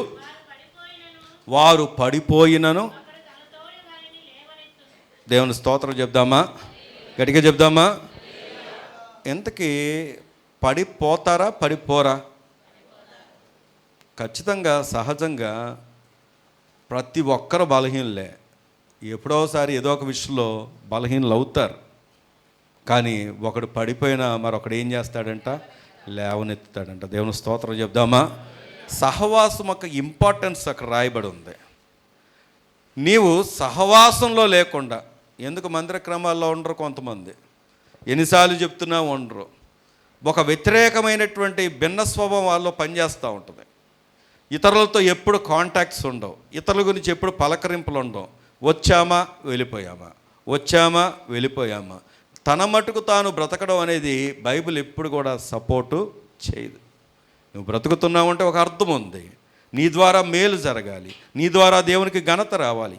అది నీ ఉద్యోగమైనా, నీ పని అయినా, లేకపోతే నీ ఏదైనా దేవుని మహిమ కొరకై ఉండాలి. ఆఖరికి భోజనం చేసిన కానీ. కొన్ని గ్యాదరింగ్స్ ఎలా ఉంటాయి అంటే బ్యాడ్ గ్యాదరింగ్స్ ఉంటాయి లోకల్లో. ఏంటో బ్యాడ్ గ్యాదరింగ్స్ అంటే వాళ్ళు చూడండి, కొరింథీ పత్రికలో ఉంటుంది మాట, 15వ అధ్యాయం, కొరింథీ పత్రిక 15వ అధ్యాయం 33వ వచనంలో ఇలా రాయబడి ఉంటుంది. చూడండి, 33వ అధ్యాయము. దుష్ట సాంగత్యము మంచి నడవడిని చెరుపును, నీతి ప్రవర్తన గలవారై మేలుకొని పాపము చేయకుడి, దేవుని గూర్చిన జ్ఞానము కొందరికి లేదు, మీకు సిగ్గు కలుగుటకై ఇట్లు చెప్పుచున్నాను. దుష్ట సాంగత్యం ఏం చేస్తుంది? మంచి నడవడిని చెడుపుతాను. ఏంటి దుష్ట సాంగత్యం? ఎవరి మధ్య అయితే కలుసుకున్నప్పుడు, ఎవరి మధ్య అయితే దేవుడు కాకుండా ఇతర విషయాలు రన్ అవుతూ ఉంటాయో అదేంటో తెలుసా? దుష్ట సాంగత్యం. ఉన్నారా ఇక్కడే? మనం కలుసుకున్నప్పుడు, మనం మాట్లాడుకునేప్పుడు మన మధ్యలో ఇతరుల గురించి ఎప్పుడు ఏ మాట రాకూడదు, అది దేవుని గురించి మాట అయి ఉండాలి. అలాంటి వ్యక్తులతో నువ్వు స్నేహం చేయాలి, అలాంటి వ్యక్తులతో నువ్వు సహవాసం చేయాలి. వారు మంచి నడవడిక కలిగిన వారా కాదా అని తెలుసుకోవడానికి ఒకే ఒక టెస్ట్ ఏంటో తెలుసా? వారు దేవుని గురించి మాత్రమే మాట్లాడతారు. దేవుని స్తోత్రం చెప్దామా? నేను మాట్లాడగనా? మన మధ్యలో మన మాటలు ఎవరి గురించి అవుతున్నాయి? ఎవరి గురించి అవుతున్నాయి? ఏమండి, మందిరములో, సహవాసంలో, దేవుని ప్రజల్లో, దేవునితో నడిచే వారి మధ్యతో నువ్వు సహవాసం చేస్తే నీకు మేలు కలుగుద్ది. ఆమేన్. అదే లోక సంబంధులతో, లోకానుసారమైన వ్యక్తులతో నువ్వు స్నేహం చేస్తే నీ నడవడిక పాడైపోద్ది. దుష్ట సాంగత్యం మంచి నడవడిని చెరుపును. ఇక్కడ దేవుడు ఎందుకు ఈ మాట చెప్తున్నాడంటే, మనం ఆలోచన చేస్తే, మిడతల దగ్గరికి వచ్చి ఆలోచన చేస్తే వాటికి నాయకుడు లేడు. ఎవరిని నాయకుడు లేకపోతే ఎవరైనా కంట్రోల్ చేయగలమా? చెప్పండి, చేయగలమా? కానీ అవి అంట పంక్తులుగా చేరి అవి సాగిపోతాయంట. అవి కంట్రోల్ చేసే వాళ్ళు పైన లేకపోయినా ఈ వీటి యొక్క పార్ట్నర్షిప్ అనగా ఏదైతే వీటి మధ్యలో ఉన్న సహవాసం ఉందో అవి చెప్పబడినటువంటి వెళ్ళవలసినటువంటి మార్గానికి అవి వెళ్తాయి. ఇప్పుడు ఒక మాట అడగనా? నీ ఎడల దేవునికి ఉన్నటువంటి ఉద్దేశంలో నీవు నడిచి వెళ్తున్న మార్గ ప్రయాణాల్లో, అనగా నీ జీవిత ప్రయాణాల్లో ఆయన పర్పస్ గుండానే వెళ్తున్నావు నువ్వు? ఆయన కోరుకున్న స్థలానికే వెళ్తున్నావు నువ్వు? డైరెక్షన్ ఎక్కడైనా చేంజ్ అయిందా? ఎక్కడైనా ఆగిపోయావా? ఎక్కడైనా బలహీనపడ్డావా? ఎందును బట్టి బలహీనపడి ఉండొచ్చు? కారణం నువ్వు వినవలసిన మాటలు కాకుండా, చేయవలసింది చేయకుండా దుష్ట సాంగత్యులు ఎక్కడైనా ఆగిపోయావేమో ప్రశ్నించుకో. ఈ సంవత్సరం మరొక్కసారి నీ లైఫ్ను ఒక టర్నింగ్ పాయింట్ గుండా నడిపించడానికి దేవుడు ఎవరి ద్వారా మాట్లాడుతున్నాడు తెలుసా? మిడతల ద్వారా. దేవుని స్తోత్రం చెప్దామా? హల్లెలూయా.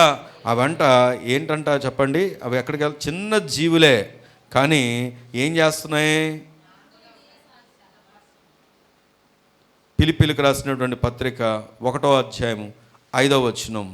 ఫిలిప్పీలకు రాసినటువంటి పత్రిక 1వ అధ్యాయం 5వ వచనం. మొదటి దినము నుండి ఇదివరకు సువార్త విషయములో మీరు నాతో పాలివారై ఉండుట చూచి మీలో ఈ సత్క్రియ ఆరంభించిన వాడు యేసు క్రీస్తు దినం వరకు దాన్ని కొనసాగించునని రుడిగా నమ్ముచున్నాను. కనుక మీ అందరి నిమిత్తము నేను చేయు ప్రతి ప్రార్థనలో ఎల్లప్పుడూ సంతోషముతో ప్రార్థన చేయొచ్చు. నేను మిమ్మల్ని జ్ఞాపకము చేసుకున్నప్పుడు ఎల్లను నా దేవునికి కృతజ్ఞతాస్తుతులు చెల్లి. గడికి దేవుని స్తోత్రం చెప్దామా? ఇక్కడ ఒక సేవకుడు రాస్తున్నటువంటి పత్రికది. అమ్మా, ఎవరెంతగా సేవకుడు? అపోస్తులైనటువంటి పౌలు గారు ఫిలిప్పీ సంఘానికి రాస్తూ ఆయన చెప్పిన మాట ఏంటో తెలుసా? మిమ్మల్ని జ్ఞాపకం చేసుకున్నప్పుడల్లా నా హృదయం ఏమైపోతుందంటే సంతోషంతో నిండిపోతుంది. చూడండి, ఒక సేవకుడు ఒక సంఘం గురించి చెబుతున్న మాట, నాకు సంతోషం, మీకోసం ప్రార్థన చేస్తుంటే సంతోషం వచ్చేస్తుంది. మీరు నాతో నడిచినప్పటి నుండి ఇప్పటిదాకా అదే విధంగా నడుస్తూ ఉన్నారు, అదే విధంగా సత్క్రియలు చేస్తున్నారు, అదే విధంగా దేవుని యొక్క ఆలోచనలు కూడా నడుస్తున్నారు. అసలు మీ గురించి ప్రార్థన చేస్తుంటేనే నాకేమొస్తుంది అంటే సంతోషం కలుగుతుంది. నేను ఒక మాట సూటిగా చెప్పనా? నీ సేవకురాలు లేదా నీ సేవకుడు నీ గురించి అట్టి సాక్ష్యం చెప్పగలిగినటువంటి స్థానంలో నీ ఉన్నావా? అదే విధమైన సంతోషంతో, ఎందుకంటే నీ సేవకుడు నీ సేవకురాలు నీ కోసం సంతోషంతో ప్రార్థన చేయాలి. అలాగని ప్రార్థన చేయరని కాదు, అలాగని దుఃఖంలో ఉన్న ప్రార్థన చేయరని కాదు, కొంతమందిని బట్టి కొంత కష్టం అనిపించిన ప్రార్థన చేయరని కాదు, కానీ అదే సంతోషంతో చేసే ప్రార్థన ఎంత బాగుంటుంది, ఎంత బాగుంటుంది. నీ సేవకుడు హృదయంలో, నీ సేవకురాలు హృదయంలో సంతోషంతో ఈ వ్యక్తి కోసం ప్రార్థన చేస్తున్నావు అన్న సంగతి దేవుడు గుర్తిస్తాడా లేడా? దుఃఖపెట్టే వారంగా మనం ఉండకూడదు. ఒక సేవకుడే కాదు, తల్లిదండ్రులు కూడా దుఃఖపెట్టే వారంగా మనం ఉండకూడదు. ఎలా ఉండాలి అంటే దేవుని వాక్యం చెప్తున్నటువంటి మాట అక్కడ చూస్తే వారంట సంతోషంతో. ఎందుకంటే ఇక్కడ ఏముందో తెలుసా? సంఘానికి సేవకుడికి ఏముందంటే సహవాసం ఉంది. దేవుని స్తోత్రం చెప్దామా? ఇది నా మాట అక్కడే రాయబడింది. మొదటి దినము నుండి ఇది వరకు సువార్త విషయంలో మీరు నాతో పాలివారై ఉండుట. మనం సువార్త విషయంలో ఏమై ఉండాలి? పాలివారై ఉండాలి. దేవుని పరిచర్య విషయంలో ఏమై ఉండాలి? పాలివారమై ఉండాలి. ఎంతసేపు ఆ సేవకుడే చూసుకోవాలి, ఎంతసేపు ఆ సేవకురాలే చూసుకోవాలి కాదు. సువార్త ప్రకటించడానికి పరుగులెత్తుకుంటూ రావాలి. నశించిపోతున్న వారు ఎంతోమంది ఉన్నారు, మీ ఇంటిలోనే ఎంతోమంది ఉన్నారు. దాని కొరకు సమయం వెచ్చించాలి. సహోదరులు ఐక్యతగా కలిగి దేని కొరకు ప్రయాసపడాలి తెలుసా? దేవుని పని కొరకు ప్రయాసపడాలి. ఒక గుంపుగా మనం చేర్చబడుతున్నామంటే మన మధ్యలో ఆ గుంపు దేని కొరకు అయి ఉండాలి తెలుసా? దేవుని పని కొరకు అయి ఉండాలి. ఇది ఎవరు నేర్పిస్తున్నారు తెలుసా? మిడతలు నేర్పిస్తున్నాయి. 3 విషయాలు చెప్పాను. మొదటిది ఏం చెప్పండి? సిద్ధపాటు. రెండవది సంరక్షణ. మూడవది సహవాసం. 4వది చెప్పి ముగిచ్చేస్తాను. బలిని చేత్తో నీవు పట్టుకొనగలవు. అవి ఎక్కడ ఉంటాయి చెప్పండి? రాజుల గృహములలో అది ఉండును. పైన చర్చి కట్టాం, ఇంకా అసలు చెప్పాలంటే అది ఇనాగ్రేషన్ చేయలేదు, ఎందుకంటే చాలా పని ఉంది, అంతా డబ్బుతో కూడుకున్న పని. అందుకని ప్రస్తుతానికి కొద్దిగా హోల్డ్లో పెట్టాం, చెయ్యాలి. మొన్న నేను వెళ్ళి పైకి వెళ్ళి చూస్తే మనం ఉండలేదు అక్కడ, మనం ఏం పెట్టుకోవట్లేదు, ఎందుకంటే ఇంకా ఇనాగ్రేట్ చేయలేదు కాబట్టి. ఆల్రెడీ బలులు వచ్చేసాయి, బలులు ఉన్నాయి. దానికోసం అది నేను అనుకుంటున్నాను, దీనికి ఆహారం ఎలాగ వచ్చుద్ది, అప్పుడే వచ్చేసింది, దానికి ఎలా తెలుసు కొత్తగా కట్టామని? ఏమండి, దాని పొజిషన్ ఎక్కడి నుండి వచ్చింది అని ఆలోచన చేస్తే, కొద్దిసేపు ఆలోచిస్తే బైబిల్ నేర్పిస్తున్న సత్యం అది. రాజుల గృహంలో కూడా బలి ఉంటుందంట. మనం అంటే ఆ కాలంలో లేం కాబట్టి మనకు తెలియదు. కానీ అంటే ఎందుకు ఈ విషయం నేర్చుకుంటున్నాం అంటే, బలి మనకు నేర్పిస్తున్న సత్యం పొజిషన్. స్థానం. ఏం చెప్పండి? స్థానం, ఉన్నతమైన స్థానం. దేవుని స్తోత్రం చెప్దామా? అది కట్టుకోలేదు, కానీ అది అక్కడ నివాసం ఏర్పరచుకుంది. నేను ఒక మాట అడిగినా, ఇక్కడ ఇల్లు లేదని చాలామంది బాధపడే వాళ్ళు ఉన్నారు కదా. ఏదో పట్టాలే పోయిన సంవత్సరం పోయిన ప్రభుత్వంలో ఇచ్చారు, తగిలించుకొని చాలా మురిసిపోయాను, ఇంతవరకు స్థలమే చూపించలేదు అనుకొని బాధపడే వాళ్ళు కూడా ఉన్నారు కదా. ఏమండి, ఇంకెప్పుడు మాకు ఇదే అద్దె ఇల్లులా, మా పరిస్థితి ఇంతేనా అని బాధపడే వాళ్ళు ఉన్నారు కదా. వాటి గురించి బాధపడుతున్నావే కానీ నీకోసం పరలోకంలో ప్రభు ఏర్పరిచిన స్థలము, ప్రభు ఏర్పరిచిన గృహము నీకుందన్న సంగతి నీకు తెలుసా? ఒకవేళ నీవు రక్షించబడకపోతే ఆ స్థానం కోల్పోతావన్న సంగతి నీకు తెలుసా? కానీ ఏమీ చేయకుండానే, నువ్వు ఏమీ ప్రభువుకి ఇవ్వకుండానే తనకు తానుగా సమస్తం సమర్పించుకొని ఆయన ఉండే స్థానంలో నిన్ను ఉంచడానికి ప్రభు ఎప్పుడో నిన్ను సిద్ధపరిచాడు. దేవుని స్తోత్రం కలుగునుగాక. మరి నేను చేయాల్సిందేంటి? ఆ స్థానాన్ని గుర్తెరిగి బ్రతకాలి మనం. ఆమేన్. పొజిషన్ ఏంటో చూద్దాం, నేను ముగిచ్చేస్తాను. రండి, కొలసీ పత్రిక 3వ అధ్యాయము 1వ వచనం కనుక మనం చదువుకుంటే, మీరు క్రీస్తుతో కూడా లేపబడిన వారైతే ఏం వెతకాలి చెప్పండి? నిజం చెప్పండి, మనం ఏం వెతుకుతాం? వాస్తవం చెప్పండి, మనం ఏం వెతుకుతాం? ఒకవేళ వాక్యం చెప్పడానికి కూడా మనం ఏం చెప్పాలి? దేని గురించి చెప్పాలి? భూ సంబంధమైన వాటి గురించే చెప్పాలి.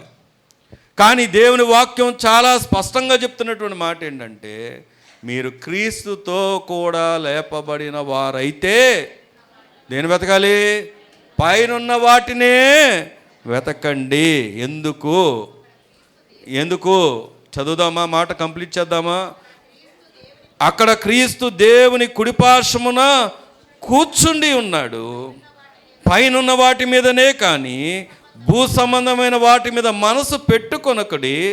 ఏలయనగా మీరు మృతి పొందితిరి, మీ జీవము క్రీస్తుతో కూడా దేవుని యందు దాచబడి ఉన్నది. మనకు జీవమై ఉన్న క్రీస్తు ప్రత్యక్షమైనప్పుడు మీరు ఆయనతో కూడా మహిమ యందు ప్రత్యక్షపరచబడుదురు.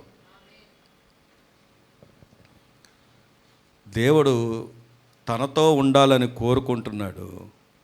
అందుకే నిన్ను ఏం వెతకమంటున్నాడు తెలుసా? పైనున్న వాటినే వెతకమంటున్నాడు. దేవుని స్తోత్రం కలుగును గాక. ఎందుకంటే మన జీవం అంట ఆయనతో కూడా దాచబడి ఉంది. ఇప్పుడు చెప్పండి, నాకు క్షయమైందే కావాలండి, మీరు ఎన్నన్నా చెప్పుకోండి అంటారా? కాదండి, నాకు అక్షయమంది కావాలి. ఎందుకు అంటే మన జీవం క్రీస్తులో దాచబడి ఉంది. ఆమేన్, ఆమేన్. ఆ జీవమై ఉన్నటువంటి ప్రభు ఈరోజు నిన్ను వెతుకుతున్నాడు. ఆ జీవమైనటువంటి ప్రభు నీ హృదయంలో ఆయన స్థానం కోరుకుంటున్నాడు. ఎందుకో తెలుసా? ఆయన కోసం కాదు. నేను మళ్ళీ చెప్తున్నాను, తండ్రి ఎప్పుడు తండ్రే, ఇచ్చినా తండ్రి, ఇవ్వకపోయినా తండ్రే. నువ్వు ఒప్పుకున్నా ఒప్పుకోకపోయినా దేవుడే. నువ్వు ఒప్పుకున్నా ఒప్పుకోకపోయినా పరలోకం ఆల్రెడీ సిద్ధపరచబడి ఉంది. నువ్వు ఒప్పుకున్నా ఒప్పుకోకపోయినా నీతిమంతులు అందులో ఉండబోతున్నారు. ఆమేన్. కాకపోతే ఆయన ఈరోజు ఈ సందేశం ఎందుకు ఇచ్చాడు అంటే, నువ్వు అందులో ఉండడానికి, నువ్వు అందులో ఆనందించడానికి, నువ్వు అందులో సంరక్షణలో ఉండడానికి, నువ్వు అందులో సిద్ధపరచబడి ఉండడానికి, నువ్వు అందులో ఆయన కొరకు స్థానము సంపాదించుకోవడానికి, ఎవరు ఇవ్వనటువంటి ఉన్నతమైన స్థానం దేవుడు నీ కొరకు దాచి ఉంచాడు. ప్రార్థన చేసుకుందామా? దేవుడు అట్టి కృపతో మనందరినీ దీవించునుగాక. ప్రార్థన చేద్దాం. 4 చిన్న జీవులే, అవి సిద్ధపాటు కలిగి ఉన్నాయి, సంరక్షణలో ఉన్నాయి, సహవాసం కలిగి ఉన్నాయి, గొప్ప స్థానాన్ని సంపాదించుకున్నాయి. ప్రియ సంగమా, భూమి మీద ఉన్న వాటిని దేవుడు ఇవ్వగలడు, కానీ పైనున్న వాటిని మనం వెతికివారంగా. కారణము, నీ జీవము క్రీస్తుతో కూడా దాచబడి ఉంది. ఇంకా ప్రభువుకు దూరంగా ఉన్నావా? నీ హృదయం ఇవ్వకుండా ఉన్నావా? ప్రభు కొరకు నమ్మకంగా బ్రతకలేకపోతున్నావా? ఈరోజు కూడా ప్రభు నీతో మాట్లాడాడు. ఇప్పటికైనా సిద్ధపరచుకో. ఇప్పటికైనా ఇక క్రీస్తు అనే బండ మీదకి బండ సందుల్లోకి రాగలిగినట్లుగా పరిగెత్తుకుంటురా. దేవునితో, దేవుని ప్రజలతో సహవాసం చెయ్యి. ఉన్నతమైన స్థానాన్ని సంపాదించుకో. దేవుడు నిన్ను నన్ను అలాగును చూడడానికి ఇష్టపడుతూ ఈ మాట ఇచ్చాడు. ప్రార్థన చేసుకుందాం. ప్రేమగల తండ్రి, నీ కొందనాలు స్తోత్రాలు చెల్లిస్తున్నావు నాయన. అద్భుత దేవుడు, అనంత దేవుడు, ఆది దేవుడు, మాట్లాడే దేవుడుగా కృపాసత్య సంపూర్ణుడై మా మధ్యలో నివసిస్తున్న మా తండ్రి స్తోత్రములు. ఆది యందు వాక్యమై ఉండి, వాక్యమే దేవుడై ఉండి, దేవుడే వాక్యమై ఉండి, ఈ వాక్యముతో మీరు మాతో మాట్లాడారు ప్రభా. దేవా, ఎంత గొప్ప దేవుడు నాయన. మా అందరినీ దర్శించారు, మా అందరినీ దర్శించారు. అయ్యా అయ్యా అయ్యా, దేవుణ్ణి ఎరగని తరాన్ని గురించి చెప్పారు. ఆ తరం ఎలా ఉందో మీరు మాట్లాడారు ప్రభా. నీ స్తోత్రములు. ఆ తరములో ఒక్కరిగా మేము ఉన్నామో లేదు మమ్మల్ని మేము పరీక్షించుకోమని సెలవిచ్చారు. ఆ తరము ఏ రీతిగా ఉన్నదో, ఆ తరము యొక్క నాయన జ్ఞానం ఎలా ఉందో, ఆ తరము యొక్క బుద్ధి ఎలాగుందో, ఆ తరము యొక్క సిద్ధపాటు ఎలాగుందో మీరు మాతో మాట్లాడు. మరి నాయన, దేవుని ఎరిగిన తరము కూడా ఉంది నాయన.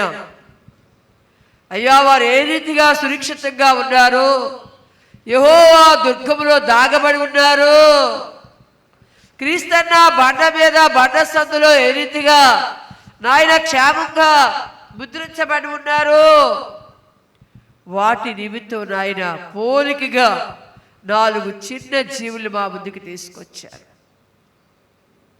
4 చిన్న జీవులు మా ముందుకు తీసుకొచ్చారు ప్రభా. నీ స్తోత్రములు, స్తోత్రములు తండ్రి.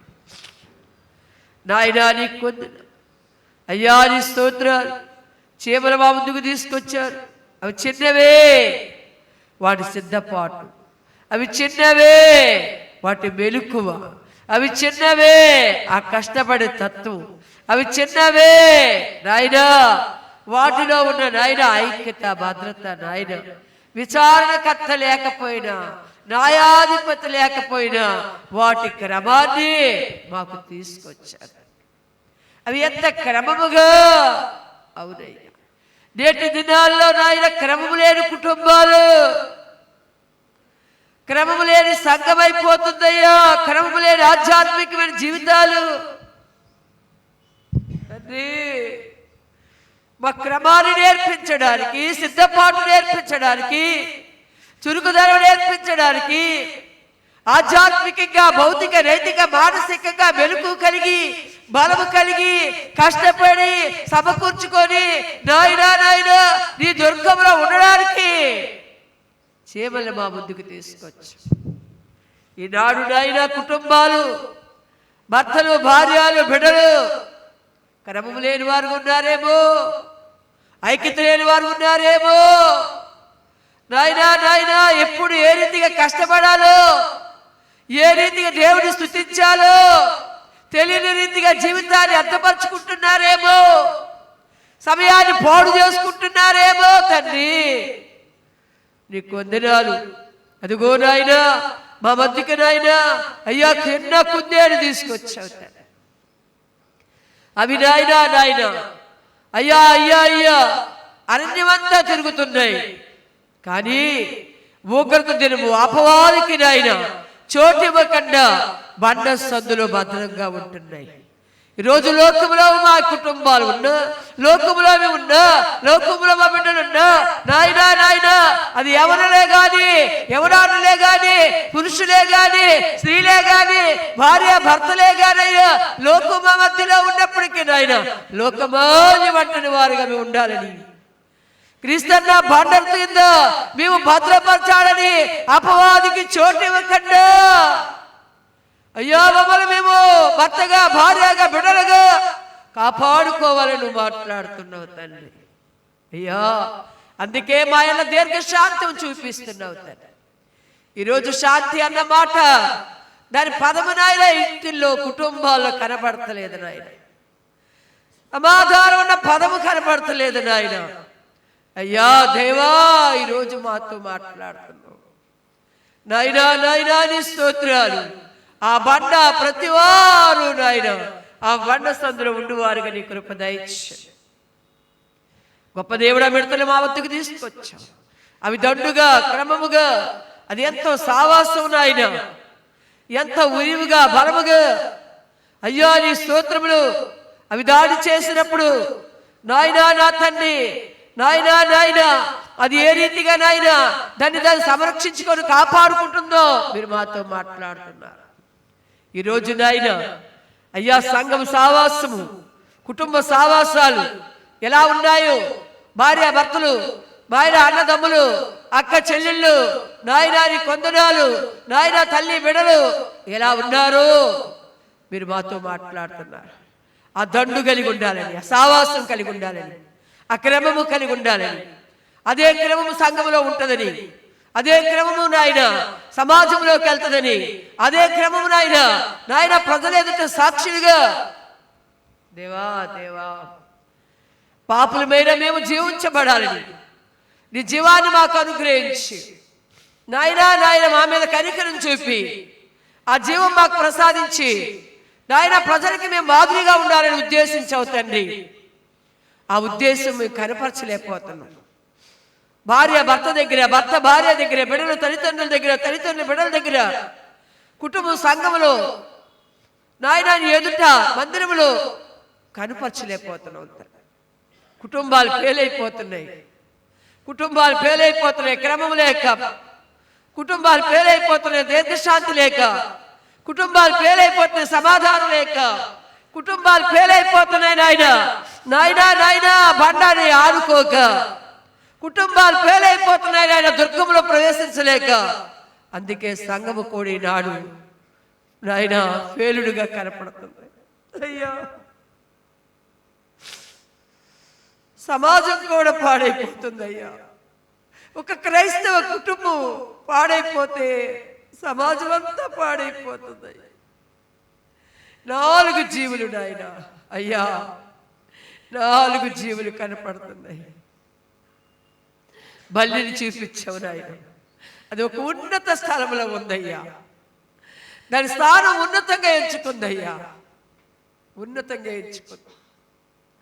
మీ ఉన్నతమైన వారమని, ఇతరులకి యోగ్యమైన వారమని, ఇతరులకి మాదిరి కలిగిన వారమని, ఇతరులకి మార్గదర్శనం వారమని అయ్యా క్రైస్తవులంగా మేము నాయన మా మాదిరి నడక, మా మాదిరి మనసు, మా మాదిరి బోధ, మా మాదిరి చూపు, మా మాదిరి ప్రవక్తలు ఇతరులకు చూపించి ఒక ఉన్నతమైన వారు మేమని మా కుటుంబాలు, మా బిడ్డలు, సంఘము సావాసం చూసినప్పుడయ్యా అనేకులు ఆ ఉన్నతమైన స్థలాన్ని కోరుకున్నట్లుగా మేము జీవించినట్లుగా నీ కృప దయచేయండి.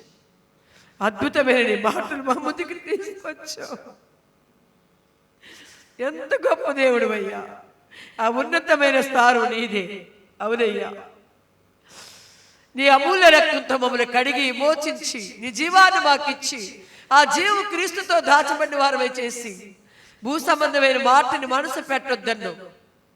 అలాగని భూమి మీద నాయన ఏది కూర్చుకోవద్దని కాదు కానయ్యా, పొట్టవలసింది మొత్తం స్థానం నీకే.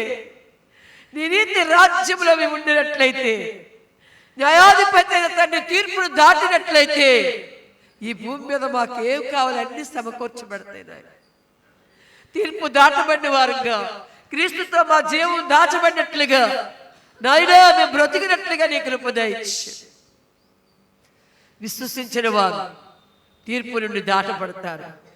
విశ్వసించిన వారు మహాసమృద్ధిని పొందుతారు. విశ్వసించిన వారు జీవాన్ని కలిగి ఉంటారు. ఆ విశ్వాసం సంఘమంతటికి కూడి ఉన్న మా అందరికీ దయచేయండి.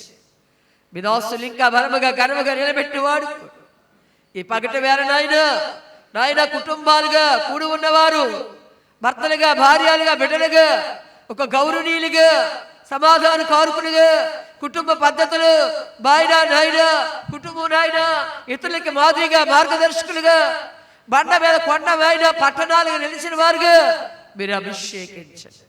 అది సావాసములు, అది ప్రేమలు, అది సహనములు, అది సమాధానములు, అయ్యా అది నాయన దీర్ఘశాంతులు వర్ధిల్లు వారికి నీ కృప దయచేయండి. మరి ముఖ్యంగా నాయన ఈ దినము నాయన దేవా అంతిమ మాట, అయ్యా రక్షణ పిలుపు, రక్షణ పిలుపు.